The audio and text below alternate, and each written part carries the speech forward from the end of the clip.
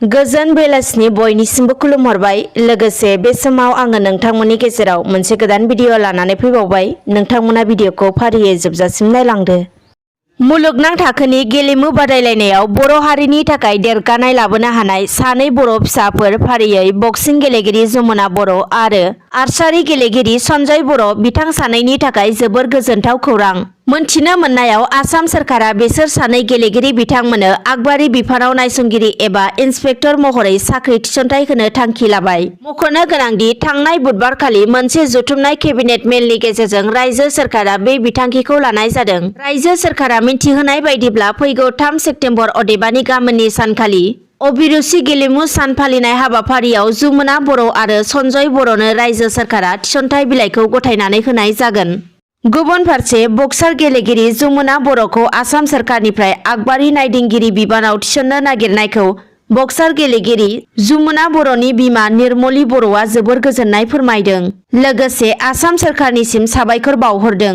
मख'नो गोनांदि मुलुगनाङारि बक्सार गेलेगिरि जमुना बर'नि बिमा निर्मली बर'आ गावनि असे फिसा जमुना बर'खौ लानानै जोबोर गोग्गानाय मोनो होनना बुंथिनायजों लोगोसे आसाम आरो भारत हादरावनो गोग्गाथाव लाबोनो हाबावथों होननानै बोर सारस्रियो। दानिया गुबुन खौराङाव फैदो। दुलाराय आसामजों लोगोसे बिटिआर हालामनि भेन्सार स्कुलनि फोरोंगिरिफोरा फरायसालिफोरखौ प्रभिन्सियेलाइज खालामनांगौनि गोख्रों दाबि खालामदों। मख'नो गोनांदि थांनाय 2020 मायथाइनि 27 जानुवारि खालि जानानै थांनाय बिटिआर गोरोबथानि 6.3 दफा बायदियै बिटिआर ओनसोलाव थानाय गासै भेन्सार फरायसालिफोरखौनो सरकारि खालामनायनि रादाय दङमोन। नाथाय दिनैसिमबो भेन्सार फरायसालिनि फोरोंगिरिफोरा बिटिआर गोरोबथानि 6.3 दफानि मावफुंनायखौ मोनफुंनो हायाखै। बेनिखायनो दुलाराय बिटिआर भेन्सार फरायसालिनि फोरोंगिरिफोरा बिटिआर गोरोबथानि 6.3 दफा बायदियै फैगौ 4 दाननि गेजेरावनो सरकारि खालामनायनि राहा लानो बिटिआर आरो आसाम सोरखारनिसिम गोख्रों दाबि दैखांदों। लोगोसे सरकारि नङै फोरोंगिरि गौथुमा फोरमायनाय बायदिब्ला बिटिआरआव गासै गं 126 सो भेन्सार फरायसालिफोर दङ आरो सा 1300 नि बांसिन फोरोंगिरि आरो मावफारियाफोरा बे भेन्सार फरायसालिफोरावनो थांनाय 25-30 बोसोरनिफ्रायनो दान बान्था गैयालासे खामानि मावबोगासिनो दङ होनना फोरमायो। रायजो सोरखारा मैया अदेबानि 1 सेप्तेम्बर खालि गोदान SOP खौ फोसावनानै होबाय। गोदानै फोसावजानाय SOP बायदियै हरनि 9 रिंगानिफ्राय अखानायै फुंनि 5 रिंगासिम कार्फ्युआ सोलिगोन आरो मोनाबिलिनि 8 रिंगासिम गासैबो फालांगि दखान सरकारि नङै फसंथानफोरखौ खुला खालामना लाखिनो हागोन। गुबुन फारसेथिं गोदान SOP बायदिब्ला मैयानिफ्राय जिल्लानि थांलाय फैलाय हान्था मेलाखौ आबुङै खेवना होबाय। 100% दावबायगिरिफोरजों जिल्लानि हान्था मेलाखौ खालामनो हासिगोन। नाथाय रावबो दावबायारिफोरखौ बासफोराव गसंनानै थांहोनो मोननाय नङा। बेराफारसेथिं गोदान SOP बायदियै फैगौ 6 सेप्तेम्बरनिफ्राय रायजोआव सोलोंथाइ फसंथानफोरखौबो जागायफिनसिगोन। बेनिखायनो पस्ट ग्रेजुवेट, ग्रेजुवेट आरो गोजौसिन फरायसालिमानि गासैबो फरायसाफोरा कभिड भेक्सिनखौ लाथारनांगोन। लोगोसे फोरोंगिरि बिबुंगिरिफोराबो कभिड भेक्सिनखौ लाथारनांगोन। कभिड भेक्सिनखौ लाखांनायनि उनावसो सोलोंथाइ फसंथानफोराव फोरोंगिरिफोरा फोरोंथाइ होनो मोनगोन।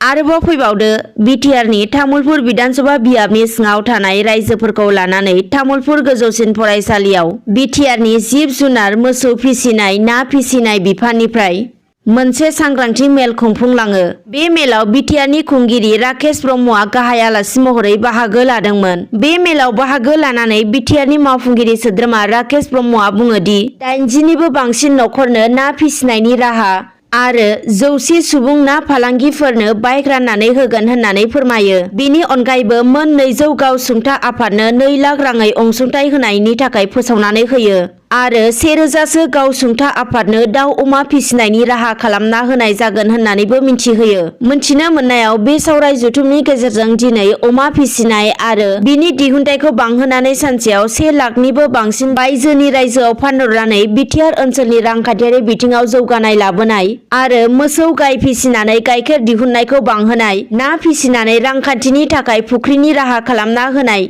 बायदि बिथिंखौ बिथा खालामनानै बे सांग्रांथि जथुमायाव दिनै गुवारैनो सावरायलायनाय जादों। आरोबाव फैदो महामारी कभिड-19 नि जाउनाव बन्द जानानै थानाय काजिरङा माहारियारि पार्कखौ दावबायारिफोरनि थाखाय फिन बेखेवनानै होबाय। मख'नो नांगोनदि कभिड-19 नि सन्देरनाय थासारिया खम जानायनि जाउनाव कभिडनि आबुं नेमखान्थिखौ मानिनानै काजिरङा माहारियारि पार्कखौ दावबायारिफोरनि थाखाय बिबानगिरिफोरा खेवनानै होबाय। गोलाव समसिम बन्द जानानै थानायनि उनाव फिन काजिरङा माहारियारि पार्कखौ खेवना होफिननायाव मावफारियाफोरजों लोगोसे ओनसोलनि रायजो राजाफोरा जोबोर रंजाखांनाय फोरमायदों। दानिया आरोबाव फैबावदो, बावैसो सिगांनिफ्रायनो थाद'नाय गैयालासे जुब जुब अखा हाबाय थानायनि जाउनाव भुटान हाजोनिफ्राय बोहैख्लायबोनाय माखासे दैसाफोरनि दैया गिथाव महरै देरबोनानै चिरां जिल्लानि दाब दाब ओनसोलफोराव दैबाना सोमजिनाय आरो हा खुरखानायनि जाउनाव गोबां खहा जालांदोंमोन। दैबाना सोमजिनायनि थासारि आरो खहा जानायनि सायाव मैया चिरां जिल्ला खुंथाया मोनसे नायसं मेल जुथुमदों। बे मेलनि गेजेरजों चिरां जिल्लायाव दैबाना सोमजिनायनि थासारि आरो खहा जानायनि सायाव होबथानायनि थाखाय माबोरै राहा लानो हायो आरो खहा जानाय नखरफोरनि थाखाय माबायदि राहा लानांगौ बिनि सायाव गुवारै सावरायलायनाय जानानै थाङो।